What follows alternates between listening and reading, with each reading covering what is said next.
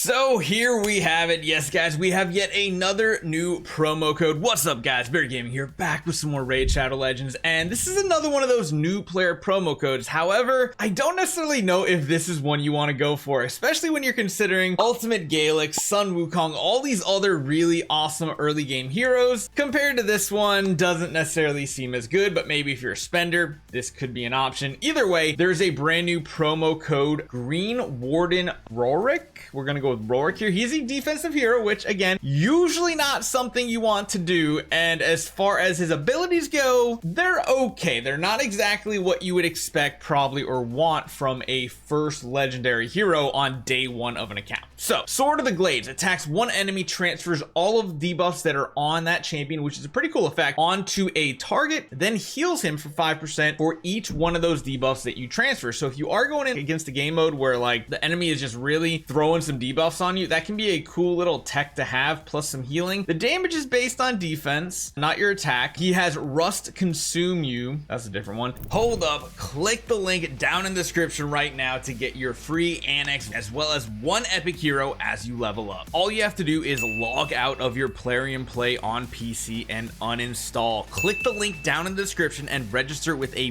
brand new email. Launch raid, complete the tutorial, and go to your inbox to claim your first champion. Here we go. You'll find annex right here as well as Mausoleum Mage as soon as you hit level 15. This is an amazing account start in raid, so make sure you guys click the link and follow the steps. Attacks all enemies, has an 80% chance of placing a 50% decrease attack debuff for 2 turns. So that is another way to keep your team alive, not only putting debuffs on the enemy that you had, giving the enemy less attack. Also steals all continuous heal buffs. That is a little niche. It does come up in certain situations. He is again defense based on that as well. Call of the Wild places a taunt debuff, a 60% increased defense buff on himself, and a 25% strength buff on this champion for 2 turns. That's pretty cool. I like having the taunt effect so that the enemy has to hit you. It's a good way of keeping your support heroes, keeping your team going, and even your DPS glass cannon heroes that are standing beside him that don't want to be touched. For some of you guys that don't know what strengthen does here, if we actually go down a little bit, reduces the value of the received damage by 15% or 25%, depending on which version. So you can see the version that has 1 leaf is the 15% version. The one that has like 2 of them kind of together, that's the 25% version. You can see right here, this is the 25% buff that you see here. Very, very good for overall power. And then of course he does have this passive Knight of Vines. Whenever an ally loses 10% or more of their max HP from a single hit, places a shield buff on that ally for 2 turns equal to 10% of their max HP. So even if this hero is really super powerful or even weak, if this hero is weak and your main hero that's taking that hit is super strong, is going to be a much bigger shield. If the ally is a weak support hero and it does get hit and this shield procs, it's going to be a weaker shield in that situation. Beyond that, it has an aura effect, increases ally defense in all battles by 30%. It works good for him since he's doing damage based on his defense and everything, and the defense stat mitigates incoming damage from enemy attacks, so the more defense you have, the better off survivability will be. So it's interesting. But again, this one right here, I'll show you guys right now. I can't use it obviously since this is not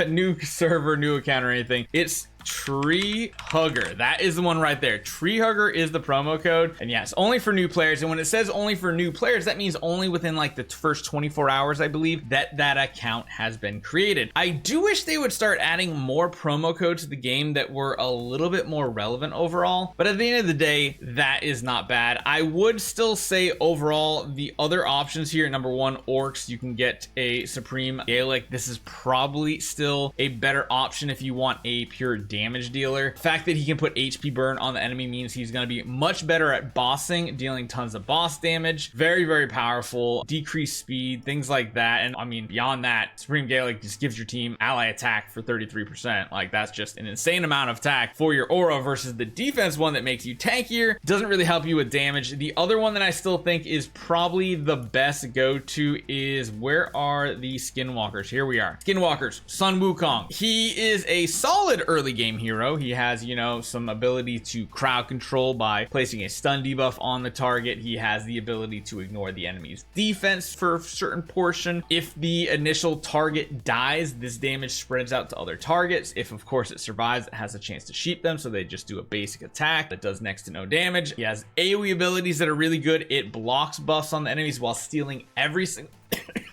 single buff on the enemy. Yeah, that's how insane it is, because it literally can take so many buffs and shields from an enemy boss. It's crazy. And of course, I think one of the most insane parts is when you get him to Ascended 3, I believe, it revives this champion with 100% HP and 100% turn meter 3 turns after they are killed. That's really, really hard to beat in so many different game modes that you're pushing. Beyond that, it is the go-to champion to have as your leadership skill for PvP. Having an extra 28% is absolutely huge, because you just need to get through it and get it done. And I'll be honest, the reason why, like, not only is the PvP side of things super important, because like in arena, having him, you see a lot of teams are going to have him on him. Granted, it's not the only strategy to have. It just really depends on what your difficulty level is and how far you pushed in arena. The other thing is dungeons. Where were we fighting the other day? I can't remember who we were fighting. Was it the Ice Peak? I think it was. And I'm going to show you guys a perfect example of why I absolutely love Sun Wukong. So I'm gonna let it go on auto for the first couple. Actually, I might just let it go on auto while I'm talking about it anyway. You see right there, he has that huge AoE ability, which is really, really good. We're not using him for his leadership aura. We're actually using our Alice that's giving us an attack debuff. So if you had Alice, you didn't really need Supreme Gaelic as much. He's still good, he's cool, but it's a little redundant here. And let's see what happens, because usually on this boss here, a lot of our team ends up dying on this difficulty, if I remember correctly. So let's see what happens. And I'm gonna show you guys what this means and why it's such a powerful ability, not needing other support heroes to resurrect him. So essentially what happens is, watch, hold on. I'm gonna take auto off. So you saw 1 attack, 2 attack, and then the 3rd attack. So it was this enemy right here, then it was our Kale, and then it was this enemy here. That counts as 3 turns. Any turns on the battlefield counts as a turn. And then you can see right here, he resurrects again, and he gets full energy, and you just start going to town on this enemy team here. So you can see why it's so powerful, because you don't even need, well, I mean, you essentially just need like 1 other hero on the battlefield alive. You can see our Kale's going down, which is a little rough. I don't necessarily know if we're gonna win this one or not, but we'll see. Get a revive on our Kale, get him getting some dot damage out, get some hits in, doing a little damage. We might be able to win this one, but you see how much damage is coming out? It's a little crazy here how much is actually happening. We can of course have some support heroes on our team, but heroes are most definitely going to die in this situation. And the best hope is just having some heroes that can continue to revive over and over is kind of like the best bet. So you see right here, we're going to start losing some heroes as the enemies get to take their turns here. We're not going to focus on them on the side. We'll do some extra AoE damage here and there, which will be applied, which is good. We do get some healing, we get some damage in, but yeah, you can see right there again. So that was 1 attack right there. You can see right here, this is turn number 2, and then turn number 3 is that hit there. Sun Wukong pops right back up. So I'm not going to show you guys the rest of this. I'll probably lose it anyway.